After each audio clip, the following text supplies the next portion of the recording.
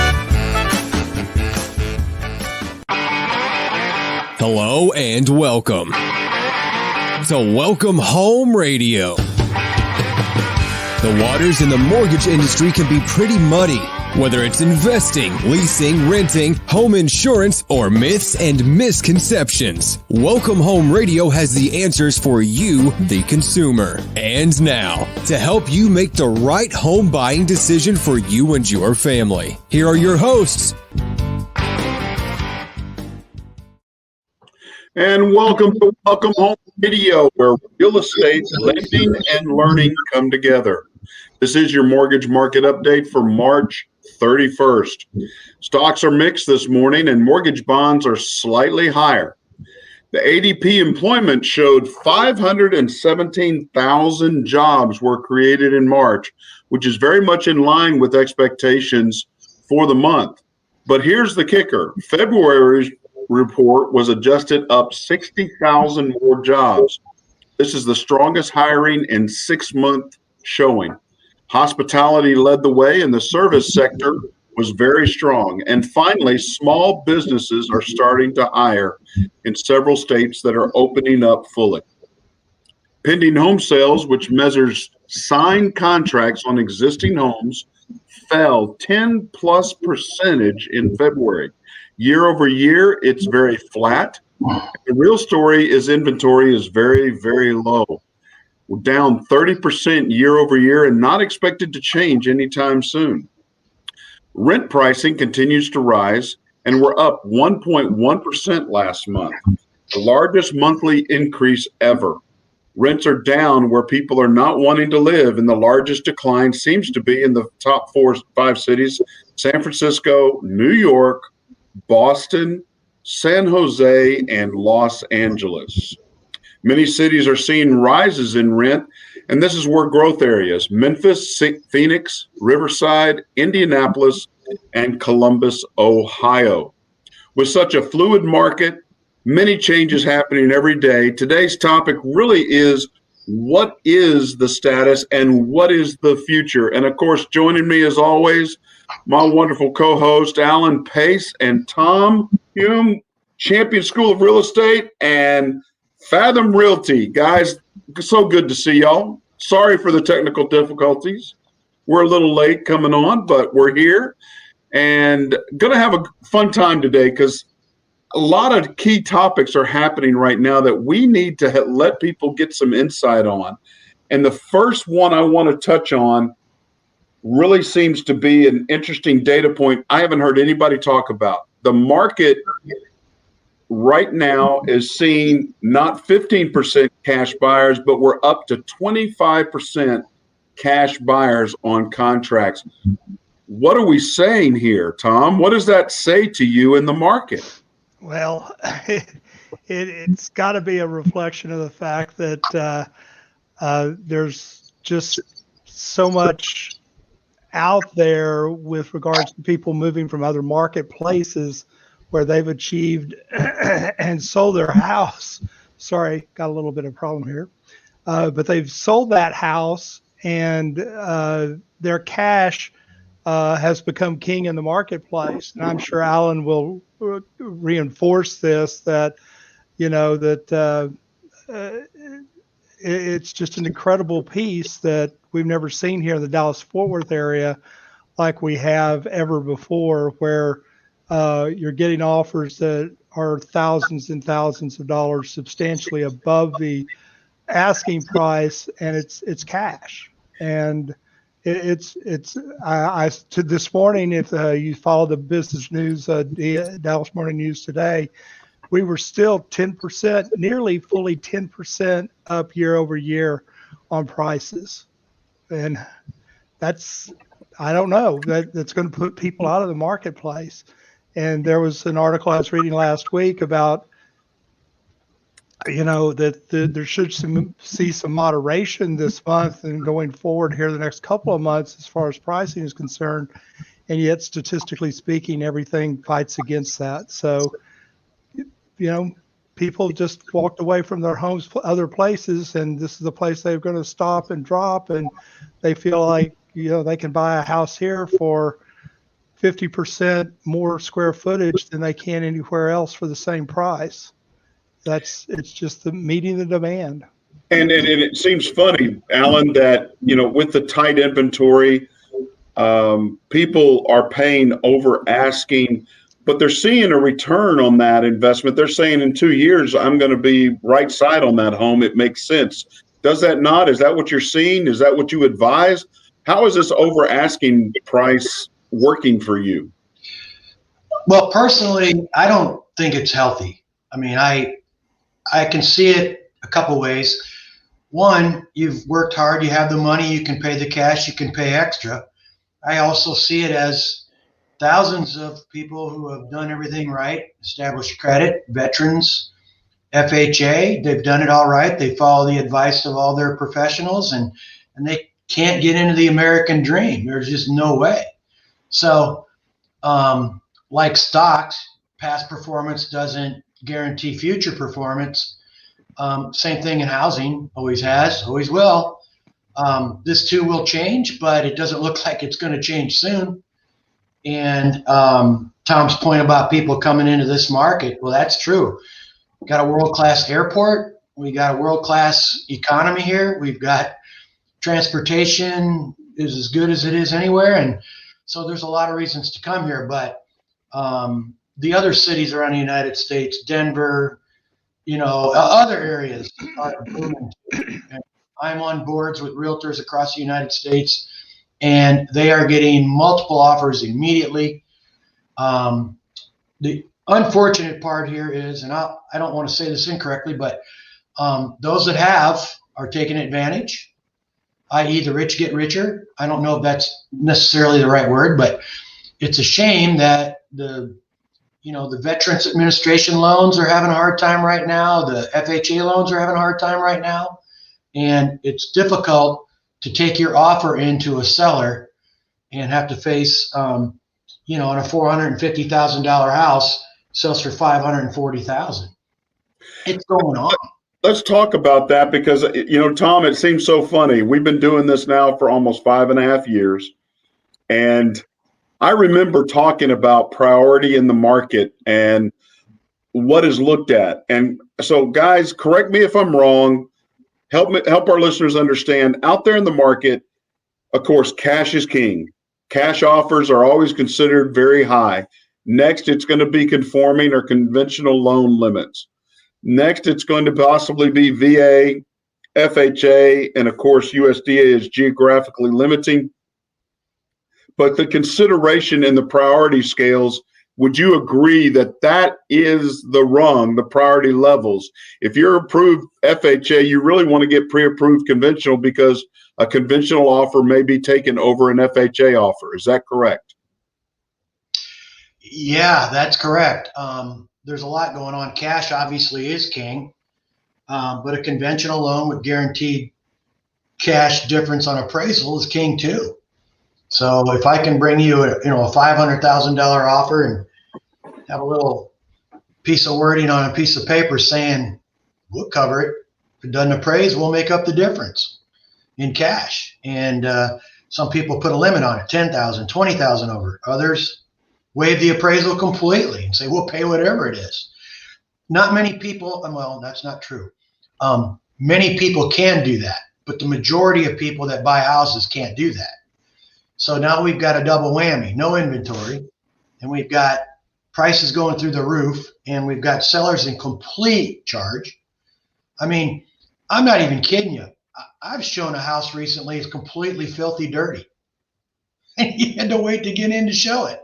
I mean, it was dirty, dirty, dirty. I'm talking cat litter smell.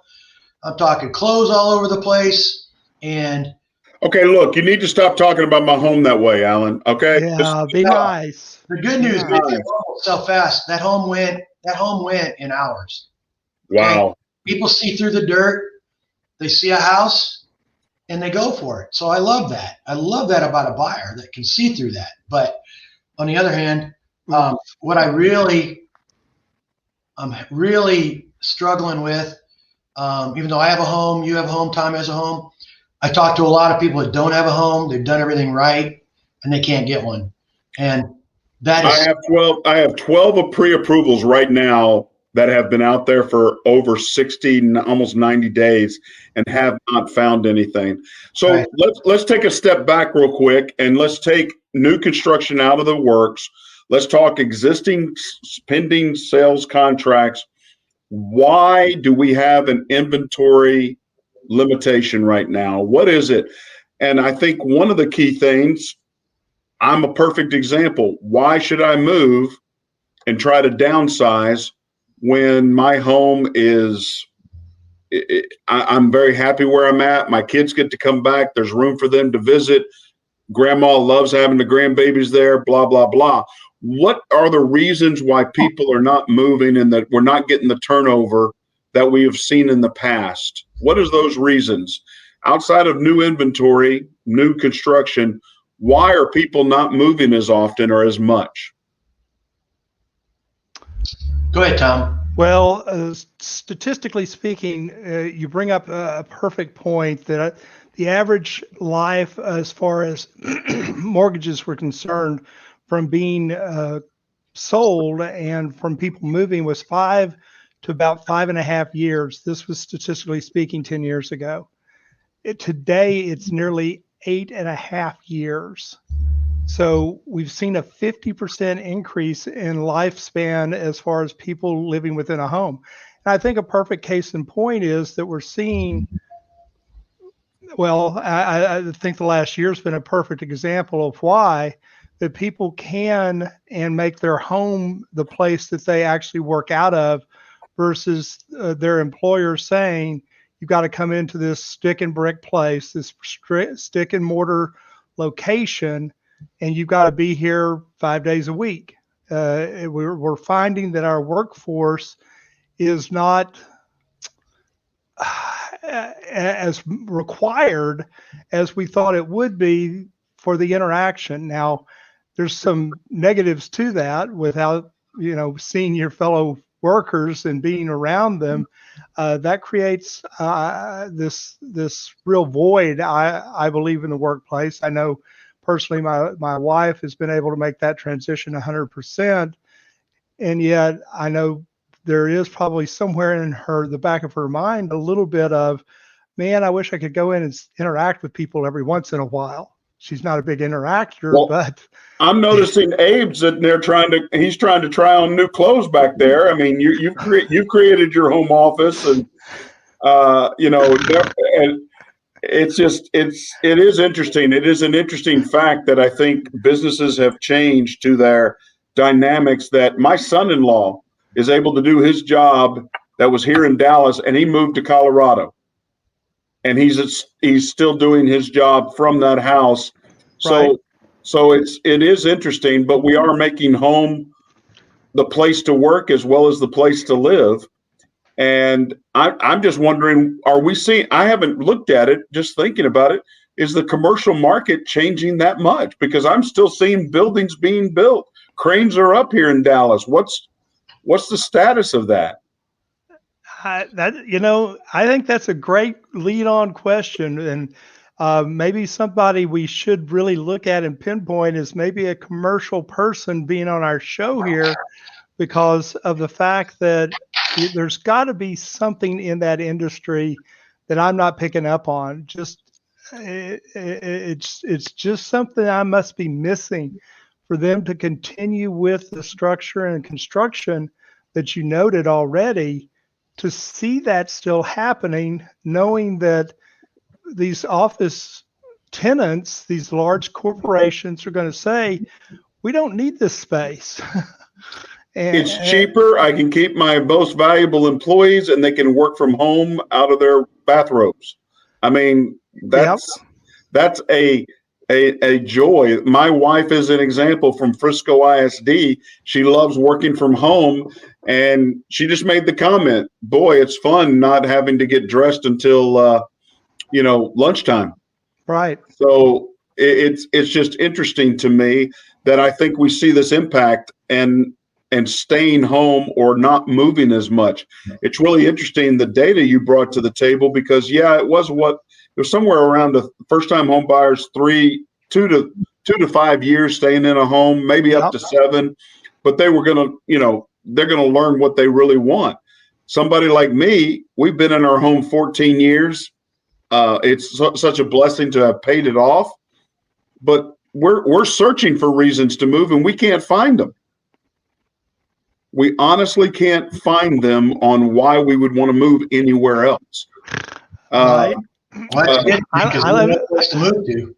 I live too close to the airport to move.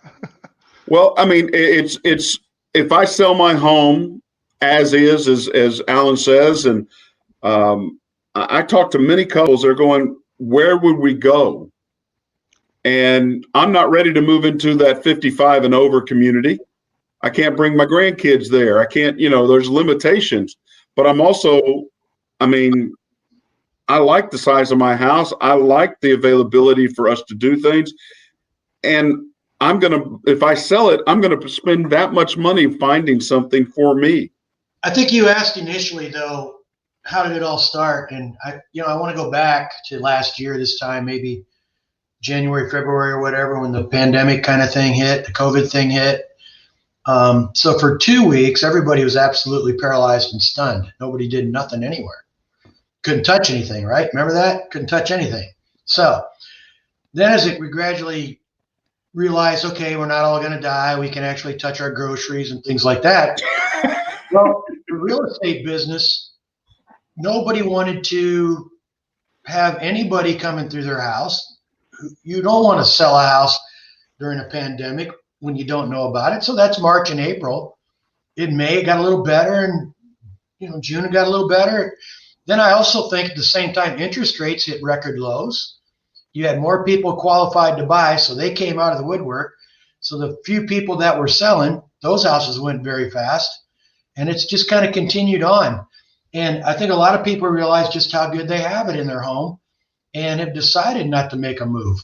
Just like you, Blair, they're happy. And you know what? There's nothing wrong with being happy in life. If you like your home, why are you moving? So I am so glad to hear you say that you can be happy in life. I really am. Who wrote that stupid rule?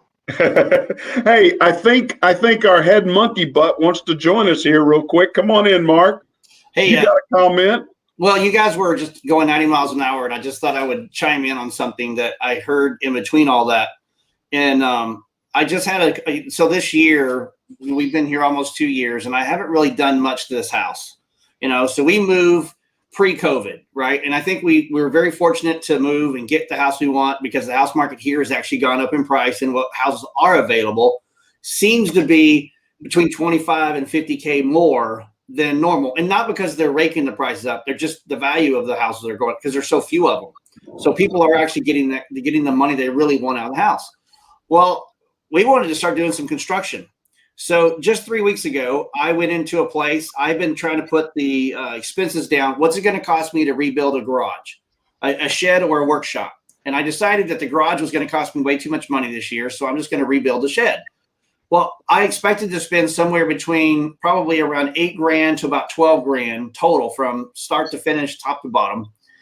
20 by 30 shed area, fully finished and everything for me to put my stuff in. Well, as I started to look at the cost and everything, and because of the lumber, the metaling, everything that goes in the construction part of that, all the costs went up. And some of it went up 2/3. And I was like, where a 2x4 would normally cost you, $3 for 8 foot, it's going to cost you $9 now. And I decided, well, there's a builder supply. So I went down to my local builder supply, and I sit there, and this guy, deer lights in the headlights right in front of me, looked at me and goes, "Can't help you." And I go, "I haven't even asked you a question." He goes, "Still can't help you." And I went, but I got like 15K to spend right now. And so what does that mean? He goes, I go, "You got a full yard out there?" And he goes, "Yes, we do. It's for new construction only. We have customers that we are obligated to help for new construction. And as they continue to build their new construction, we need to be able to maintain that. And no disrespect to you, but you're a DIYer. And so therefore you're going to have to find out the best way you can get it, which is going to be maybe if you're lucky, Lowe's or Home Depot, and you're just going to have to pay, 3 times the cost of the fee." And I go, "But I got money to spend today." And he goes, "Still can't help you." And I was just sitting there, and the manager comes out and he goes, "Look, are you new here?" And I said, "Yeah, actually I am." And he goes, "Well, so the reason nobody's in the store is because we've sent out emails and letters to all of our clients out there that we're not a retail sales right now. Right now we are for new builders only. And so you can look in the shop. Oh, you can order carpet and you can order hardwood flooring. So you can order flooring, but you can't order lumber. Oh, and you can order regular tapes and glues and things, which little they have, right?" And he goes, "Why?" "Because we need to sustain the next 8 to 12 months before they're going to replenish us, because all the factories are down. They don't have enough employees and stuff. So I can turn around and spend 18 grand and rebuild my shed, or I can just put it off till next year and then save myself 6 grand and just do it next year." But I'm seeing that more and more. In fact, we were just at the landscaping place just the other day, and the guy was just like, "Why is it $15 a bag of mulch when it's usually $6? And it's the same thing. It's just because all the cost has gone up. So it's getting more and more difficult. And I think I'm going to start seeing a lot more people here not building anything because of it. It's just after the post-COVID that we have. But that goes back to what we were talking about with housing too. Nothing's forever. Things will change. When demand slows up because of crappy performance, then the performance will get better and demand will, it's all market related. So whether it's housing or lumber, it's all part of what we're going through. But it's just really tough right now to try to buy a house. And you're in a great position if you're, trying to build a garage. You got to wait a year, but you still got a place to live. Mm-hmm. And that's key. And that's the part that I don't know. Maybe Blair can help us with this. I don't know financial. We had Bill on from the Federal Reserve, and he gave great insight on what he thinks is happening. And but I don't know how long this is going to last. I get that. I get asked every single day, "Alan, how long is it going to be like this?" I can't tell them. I don't know. Any insight from any of you guys on how long we're going to go through this? Another year. Let's talk about, Mark brings up to one point, which is cost of materials. The custom home builders have seen an average of across the nation, $24,000 per home increase just in material cost. That normally translates to a 50% increase, so about $55,000 to the price. The second thing that I think, a data point that you may or may not be aware of, all three of you, Dodge and Jeep announced yesterday that they are closing 5 plants April 15th. 5 manufacturing plants in America will close down as of April 15th, all due to that the CPU availability that goes into the cars will not be available. Where do those materials, those raw materials come from for that? That's from China. So understand the car industry, I've already gotten calls on my 2 cars. We have 2 Santa Fe's, one Santa Fe Sport, one Santa Fe, I forgot, Limited or something. But we've already got calls, them willing to buy those back from us because they have buyers for them and willing to sell us at a discounted rate, whatever. Yeah. And I'll just tell you, the car industry is going to have a very tight squeeze over the next 3, 4, 5 months because they see no opening time for these 5 plants here in America. Now, my car is built in Mexico, not here in America. How many others are being affected by this? It's going to be interesting.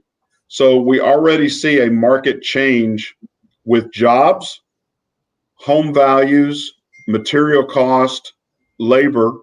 We see a dramatic, the builder industry has already stated, we are no longer paying 6%.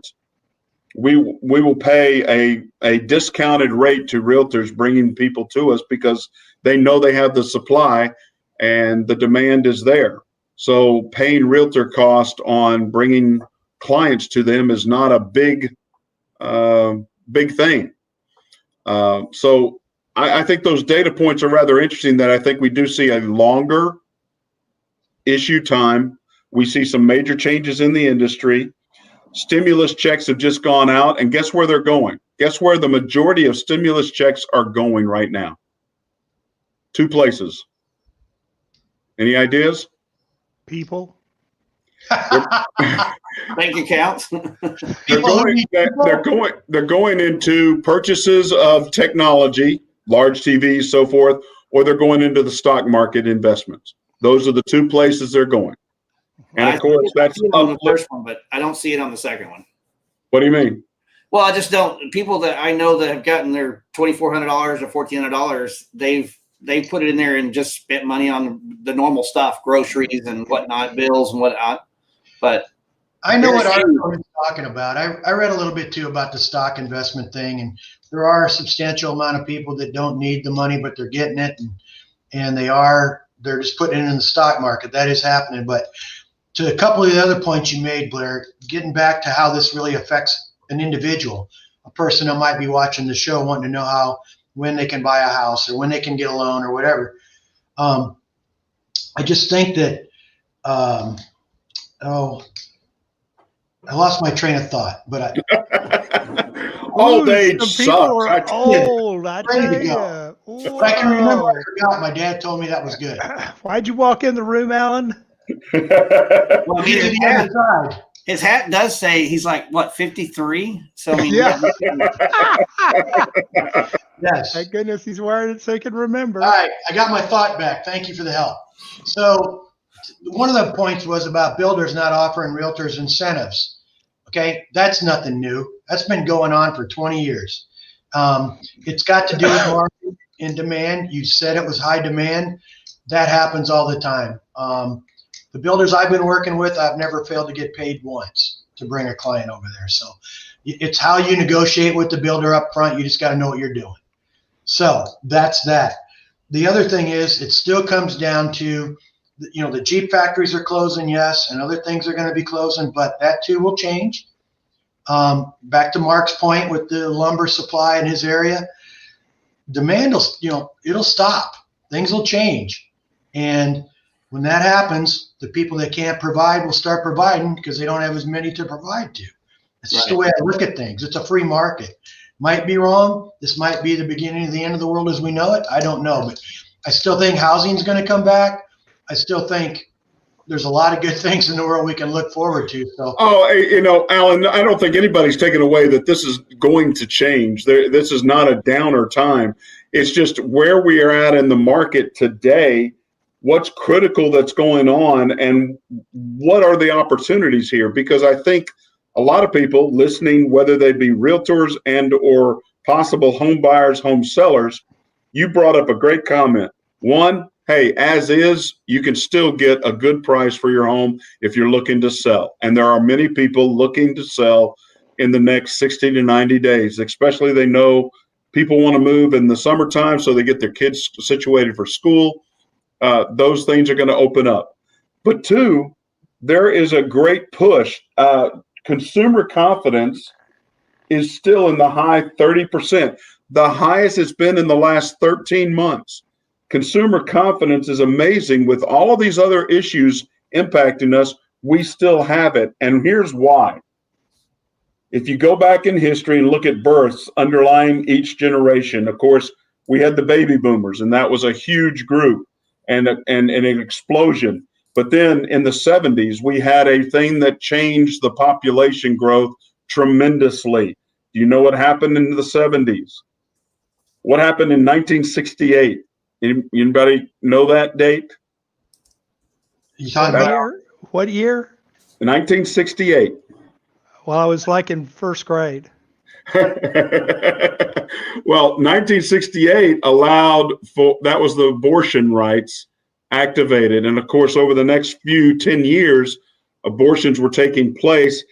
Gen Xers, it was definitely down, but now millennials are back up to almost baby boomer levels. So therefore, we have more and more people coming into the market, more and more people wanting a piece of the American dream. And they desire to purchase. Their confidence in, hey, I want a home. I want a place to raise my family. And so builders, they had a hard stop during COVID. They're trying to get rent back up. The housing bubble is really a false bubble, in my opinion. It's just going to, like Alan said, it's going to get caught up. This too will change. But what about the finance community? What about the opportunities there? There's several things with your home. Do you realize 74% of Americans can still benefit from these world record rates that we're still in, and that they can do a debt consolidation? I mean, if we look at an auto loan, if we look at credit cards, if we look at student debt, if we look at things, equity in your home, and correct me if I'm wrong, Tom, but equity in your home, I would rather be paying a 3.5%, even though it's higher than my 2 3/4 that I bought the home on. I'd rather be paying that on all of this debt as opposed to continue to pay higher interest rates on cars, credit cards, student loan debt, that sort of thing. It just makes sense, does it not? It makes good sense. I mean, if you don't mind using equity in your house, that's the one thing always has to be waived. It's a big deal. And I want the equity in my house. I do too. I like having it. In fact, it's not that I feel like I'm ever going to get my house paid off, but if I can, using what some experience I've learned from you guys, we got a 30-year mortgage. Well, we figured in 5 to 8 years, I can turn around to a 15-year mortgage. And then maybe I can turn it to a 5 or a 10-year mortgage. So maybe instead of 30 years, I might have my house paid off in 10 to 15 years, by looking at the low interest rates. But I don't know if it'll happen, but I also know that I want equity in my house. If I'm able to do a debt consolidation and actually save you money per month, and then you throw that on top of your monthly mortgage payment, I actually can show you ways to pay your home off like we did in less than 13 years. So out of a 30-year fix that I never refinanced, I literally paid it off in 13 years by making sure that was happening, that consolidation, because I had other things I was paying on that I was able to transfer to your mortgage, and all of a sudden the mortgage really falls down quickly. Again, it needs to be said too to a lot of the people when they take equity out of their home, if they're in trouble with their credit cards and all other kind of debt, okay, and they do get the better loan and they consolidate all the debt, well, they're just going to get in debt again with the same bad habits and then have less equity in their home. That talk needs to be had to everybody taking equity out of their house. That's why the equity laws have changed in Texas over the years. I remember when I moved here, you couldn't even get equity out of your house in Texas. That was how it was way back when. Then they changed it, and a lot of people did it. But bad habits are bad habits, and to take good money to make it bad, it's hard to recover that for somebody that doesn't understand how to not overspend on their credit card or buy cars they don't need or looks like we lost him. Things like that. So once the equity out of the crate again, so I think that's a risk. I agree with that a little bit, because I feel like that. I think families have to go through turmoil. They have to really hit the bottom line before they finally go, we got to change. And I hate to put it that way, but people don't want to change if they know they've got money and stuff they can spend out there. They'll just continue to do it. They'll live check by check and pay what they got to pay to keep it going. But until they hit rock bottom, now I'm not saying they lose their house and their cars and all that stuff, but until they hit rock bottom, it's hard for them to make the change. I grew up in it, and we never learned, when I was a little kid. So I'm just going from experience. I agree. One of the things that is critical, and we talked about it last week with the Fed being on, inflation. Inflation really is going to cause a lot of issues in the coming months, because inflation is based on how they manage inflation is based on a revolving or moving 12-month average. That 2% that they're hoping for, we're going to exceed that by May. And we're probably going to exceed it by April at 2.1, but we're going to really jump in May because we had a -1 a year ago, and we're going to probably be in a +2 relationship. So all of a sudden, we're going to be sitting and floating over 2.4% in inflation. That's an estimate. But the bottom line is managing this, and they've already shot all the bullets in their gun that they have as the Fed. Inflation's going to bite us, and it's going to continue to. So you're right. People are going to be dealing with consequences of their actions, like spending stimulus checks on 60-inch TVs or that comfortable lounge chair that you just got to have, that lazy boy. But the bottom line of it is we've got to give them options on how they can best utilize. And one of the greatest things that they have in their house is their equity in their home and how to use it properly.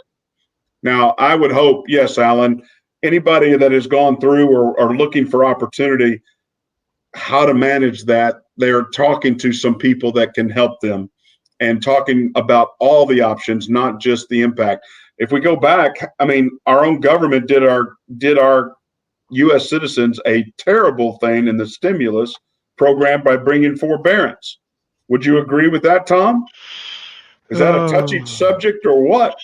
But forbearance is going to be a major issue later this year if they don't either add extensions or they don't unwind it gently. A lot of people that went into forbearance and don't understand that they owe a lump sum at the end of it, they're going to be struggling because 78% of the people never come out of forbearance. Never. And there's over almost 4 million people in forbearance right now. You know, the one thing that part of this forbearance piece is about is that really the government type loans were the ones they pinpointed. They'll put that payment that's due at the end of the transaction. Now, that is good, bad, and different. I saw this during the 2008-9 period, and it helped people keep their homes. I had a good friend of mine, Natalie, down in Waxahachie, and she ran into the same situation. She could not make her house payments. She was able to put those payments off until after the recovery. You know, in 2011 or 12, she was finally able to sell her house, and she walked away with some money, even though that money was repaid at that time. So it's possible that it can work, but it's anytime you put off your payment, man, there's just consequences because it'll freeze up your ability to buy another house right or there. refinance. And it closes the door on lots of stuff that you would think that it's all positive and maybe unicorns and rainbows, but it's one of those things that the end result really causes consternation with getting yourself back on your feet once everything's kind of leveled back into a playing field. So, yeah. Good words. And again, the later this year, those forbearance issues are coming. If they had a 12-month, could have a 3-month, 6-month, 9-month, or 12-month, but that is going to come to a head. And I am not sure what they're going to do. Normally, again, those come due at the end of the forbearance period. Being able to put at the end of the loan itself, as you stated, Tom, governmental, they have the choice or the option to do that, but it does have to be negotiated. You cannot ignore a phone call. You cannot ignore a letter. You have to make action. And if you don't take action, guess what? Foreclosure is coming soon after. And that's the fear that so many people don't seem to understand, is that this is a serious situation, not an easy situation to work through, not negotiable when they're coming knocking at your door. You need to be proactive. That 78% is a huge number. Huge number. Yeah. Historically, 78 never come out. Never. And I wonder if that's part of the pitch, when they're in there struggling. I mean, they have to, the forbearance, I mean, it's on every realtor board I'm reading. It's on other things I'm reading. Some realtors think there's going to be more inventory come on the market. Oh, there is. Yeah. And some think, no, the government will come to the rescue and fix it all and all that stuff. So, it's 78%. And Can I ask a question on that? I want to be, since I play in the finance world, as they say, I want to know, how does the government come to the rescue when they don't make any money except they print it? They spend our money very freely. How do they come to the rescue when they continually spend our money that my grandchildren are going to have to pay back? They cannot continue to do that. And so I just challenge, when are we going to stay up your big boy britches and take responsibility for the actions, good, bad, or indifferent, whatever those are? I didn't like going through bankruptcy. And in lieu of foreclosure, I turned over my home again. I went through all that. And that was, the 2005 period.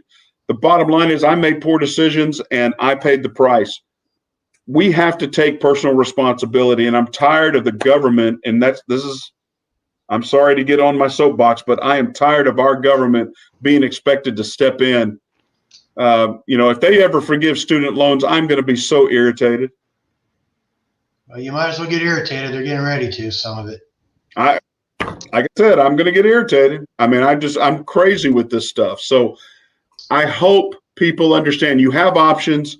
You need to attack the situation and understand it, and understand your options and make your decision. You do not need to sit back and say, hey, the government needs to take care of me. I hope that's not the feeling out there. I really do. Your opinion that when people sign the final docs to get the forbearance rolling, that they don't understand what they're signing? I would say 90% of them do not understand, and it was so easily done. It was so easy to sign up for. They didn't understand it. That's why I put out a video that explained it to people. And I had multiple clients calling me, no, we didn't do it. You said that. We understood it. We asked some key questions about it, what it meant to us. They started asking questions, and it put people on the spot. But banks were there to try to help, and they made it so simple. They didn't explain the situation. And they didn't understand it, but all of a sudden they saw, hey, I get to live rent-free in my home for 9 or 12 months. I'm taking it. And I've got extra money to spend. That's why Nebraska Furniture Mart went nuts. I mean, do you realize during COVID, Nebraska Furniture Mart was one of the most profitable places to work for? And people were buying TVs, sofas, bedroom sets, all of this. Where did this money come from? It wasn't a stimulus check. It was because they weren't paying their mortgage. And all of a sudden now it's going to come due, as they say, knock, knock, knock, you owe us this. What are you going to do? And the habit of people is to ignore those things. Ignore those collection calls, ignore those mail, ignore that, hoping it will go away or it will change or it will do. This is not going to change. This is your mortgage. This is the home you live in, your kids grow up in. You need to take care of it. And it's going to come to a head, I think, midsummer to late summer. Tom, would you agree with that at the most? Timing wise, it'll be kind of a trickle effect at first, and then it'll be more of a waterfall. So you're just going to have to see that eventuality that we are going to have to, pull ourselves up in a position and say, the one thing we never address is, how does the government pay its bills? Well, it does one of two things. It collects it never pays its bills. It collects its taxes, or it makes more money. Yeah. Those are the two places. That's it. That's all we've got is increased revenue, or the fact we can make more money. And so we don't worry about inflation. So for 25 years, we pretty much randomly, and this is consistent, 25 years, we've grown and grown and grown our national debt. And, I'm in the same boat that inflation is a concern. particularly when you have a broken supply chain like we've got. And Mark's earlier comments about his story about, constructing something, finding, I would assume there are a lot of trees around you, Mark. Cut them down. It's not a shortage of the trees. It's a shortage of the plants not being able to get the people there to chop them down and do all this stuff. It's not, the abundance of the materials is there. Yeah. But spend your money on chainsaws and lathes so that you can create your own lumber. Well, you guys haven't talked about this topic, but something that kind of irked me on I don't know what's going to happen in the future, but forbearance is one of those. The other one is I've had two friends lately have bought homes, and both of them were in the Texas area, but they purchased, one was like $38,000 over the asking price, and the other one was almost $70,000 over the asking price. So my thing is like, okay, so you wanted the house because there's nothing else out there, and you wanted that house, right? So your house is worth $400,000, but now you have $480,000 in the house. What's going to happen 1 year, 5 years, 10 years down the road when they end up wanting to sell the house and they realize, well, I got $500,000 in my house, but it's only worth $350,000 or $400,000. I still lost $80,000, $90,000 plus everything I put into it. And I've seen some of these go up to $100,000. I'm like, how? What's going to happen to them later on when they try to sell that house? And I want to get into a real $500,000 house, but I owe $480,000 in my home. Well, you're only going to owe $80,000 since you sold it for $4,000, and but yeah, you've got to be careful in your over asking price. That's why you need to contact somebody like me that I can give you an estimate on your payback in 5 years. Is it worth it? Paying $20,000 extra on this home? I've got a son in Houston that did exactly that, and like Alan stated, I'm going to pay this price no matter what the appraisal. I waived the option period, all to win the bid. Now, he's going to get a payback in 3 years. He'll see that growth, the equity in that home grow, the appreciation value in 3 years. So he'll be fine. But if you're paying $80,000 over, you're looking down the road, you may never reach that, or you will reach that in a 10 to 14 year, 15 year period. The bottom line of it is we do not, because of the laws that Alan brought out, we protect the equity in homes. Therefore, the values don't move like they move around on the East and West Coast as opposed to here. Is that correct, Tom? Am I stating this properly? Well, I would say that intrinsically a lot of our values in Texas itself are somewhat more protected, but the challenge you run into in this type of situation was our very first, how you start off the very first conversation. People paying massive amounts of cash over and above what would normally be the standard expected market value of a property. How do you recover that? Well, if you go back to the 2006 and 7 period, people were at that juncture where they were paying premium prices here in Texas. And we saw a lot of homes because of that. They weren't able to resell those homes until 2014 and break even. And that's the inflated part that gets built into it. If you survive buying a house way over market, can I maintain it and keep it and continue making the payments for that period of time with hopefully not getting eaten up by other things that might eat up my dollar? And again, comes back to inflation and other things that come back to eat up our dollar on a daily basis. You brought up a great point. Are you staying in that home? And my son, I had a conversation with him. He's planning on 18 years in that home. So that's worth it to him. And the 20,000, he says, hey, I'm having 4 children. I'm on my second right now. I'm having 3 more. 18 years minimum in this home. Wait, that's 5, just to do the math there, just to let you. I think seriously, there's more money in the market right now. No one's in the oven. Oh, okay. The buyer, Tom missed that one. Now I got the math. Well, I get the whole thing. We stayed 13 years in our last house and it paid off. When we first moved in, we were over. The neighborhood was being brand new. and there was only like 2 or 3 homes being built. So people were putting their $1,000 interest money down and putting the weight on the homes. When we first put our money down, we lost that home within 2 hours. So we had to find another home on the same property. So when we did it, we were like, okay, we can't do this for a 5 or 10 year thing. This has to be how long is it going to take us to get the money back so we can have equity in this house? So when we decided we want to upgrade or downgrade, we've got equity in the house. But it took us 13 years to get to that point because we were looking at like 8 years of moving. This was like in 2012, 2013. It just wasn't the right time. We couldn't get the money for the house, and everything was just going to balance out. And there was just no way we could spend another $100,000 for a bigger home and keep our living expenses where we needed to be. So we stayed. But when we moved in 2019, we hadn't looked at all. We had no clue what the house was worth. We had no clue where it was. But we did good because in 13 years, our equity went up $100,000 from our house. So we did good selling the house at the time, but it took us 13 years for it to just slowly trickle its way up. We're a year down the road from this pandemic, and there's a lot of factors in play here. I think, one, people have more money that are buying the homes. There's less homes available. Thus, the people that are buying them have the money. And they're saving money by not having to go to work. They don't have to drive. They don't have the tollways. They don't have all the other stuff going on. So now you're making equal to or greater than money, and your home is more important than ever. And the people that can afford to make the move are the ones that are getting the homes. So there's more variables. I remember in 2006 or 7 when I bought my home, we bought at the peak just before the tump. I'm in the business. I should have known. Well, you don't know. Nobody can predict anything accurately, exactly.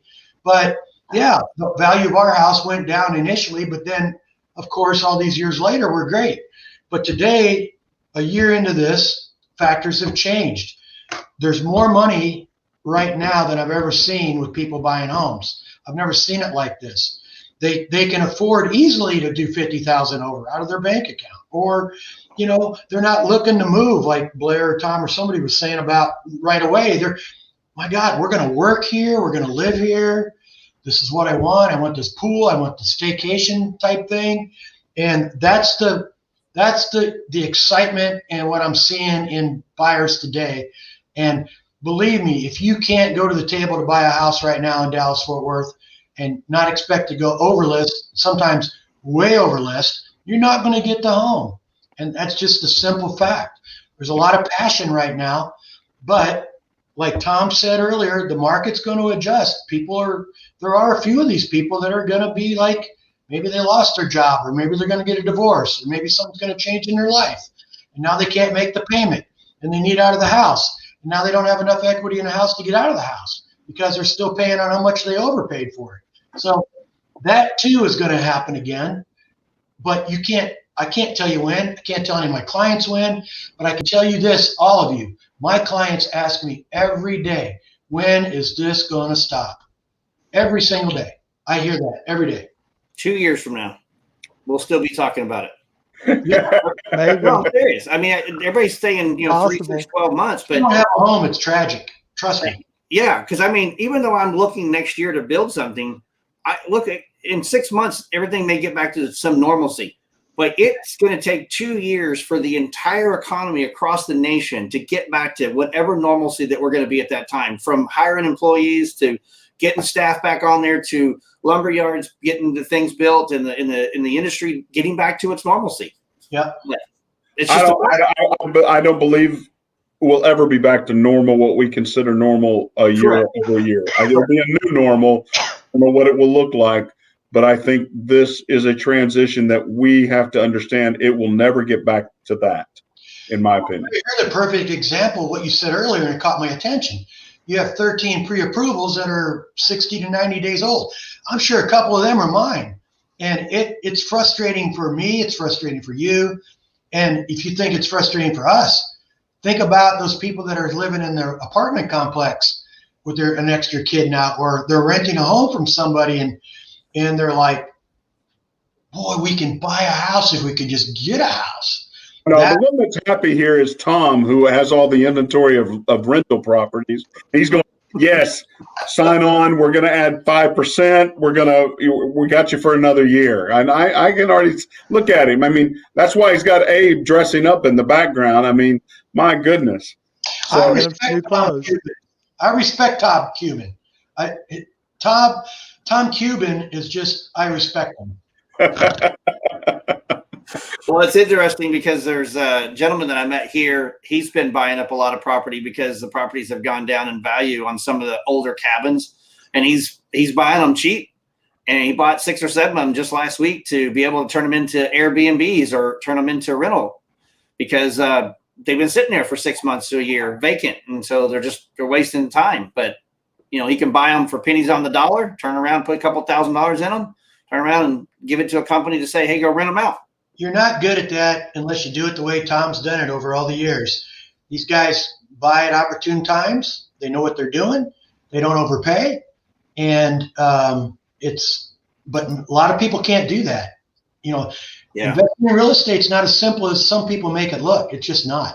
Well, and there's the other thing too, is like in my area, there's a lot of land. And I have been paying attention because there's acreage around me. Now, fortunately, no one's bought the acreage around me yet, but I would love to be the opportunity to be able to buy some of it because like a gentleman that had 800 acres down there, he's already split it all off because somebody said, hey, I'll give you top dollar for 100 acres.